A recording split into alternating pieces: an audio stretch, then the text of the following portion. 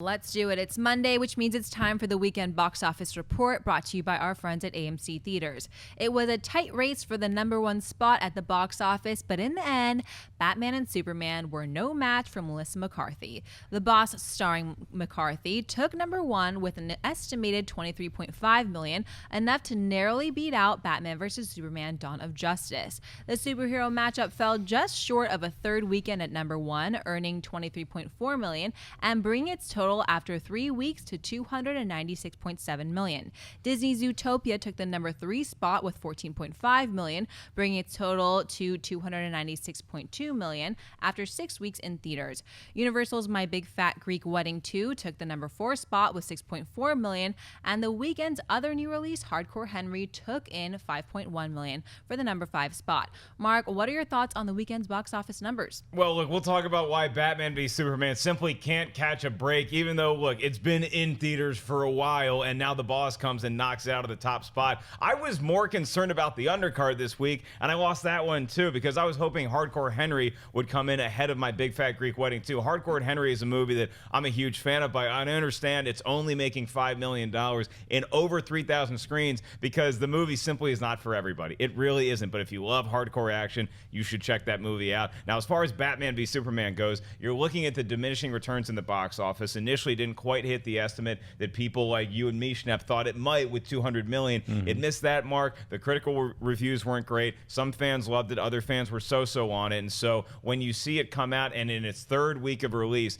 it can't match a Melissa McCarthy movie that didn't necessarily get great reviews, but I guess people want to see her in a comedy. I mean, she's proven that with Spy very recently. So what's your take on Batman v Superman coming in just under The Boss? I mean, look, these numbers could be finalized and changed a little bit, but as of right now, it did lose in its third week to the first week of The Boss.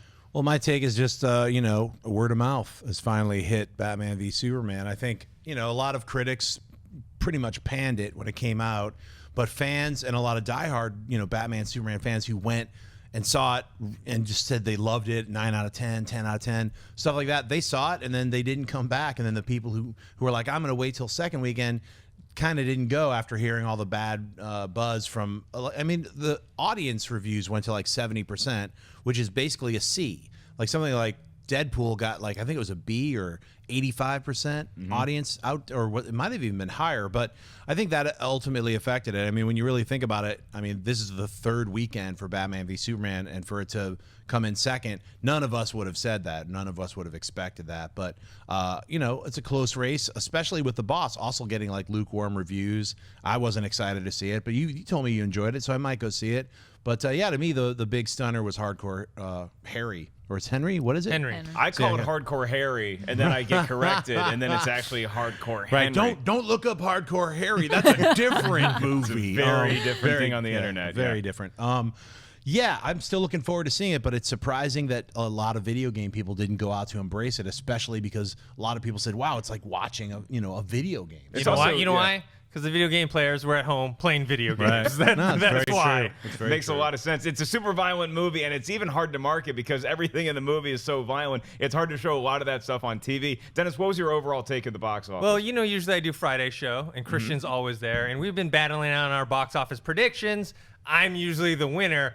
So this Friday, Christian throws this Hail Mary pass, putting The Boss at #1 instead of Batman v Superman.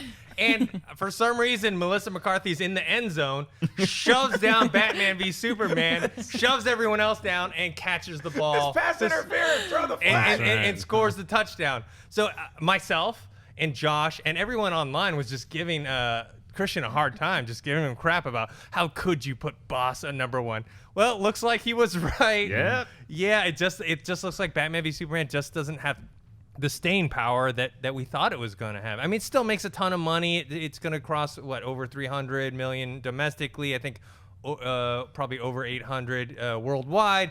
But they were expecting more. They were expecting something like over $1 billion worldwide, probably like closer to 400 domestically. So Transformers numbers. Yeah, exactly. So I think that's probably the biggest story this weekend. Yeah, look, I think we narrowed down the problem in Batman v Superman, and that it's just there's not enough animated animals in that movie. Then look at Zootopia, man. It is still in the top 5. It made $14 million this week, and it seems like like it's been out since like 2013. That's really impressive to see that movie. It's about to go over $300 million for its domestic take. Hats off to you. And speaking of animals, I think everybody is going to be bowing down to The Jungle Book, which comes out this weekend in wide release. I think Barbershop is going to find its audience. I think Criminal might have some action fans like me that want to see a bad 90s action movie, but Jungle Book is going to do monster numbers. You can take that to the bank.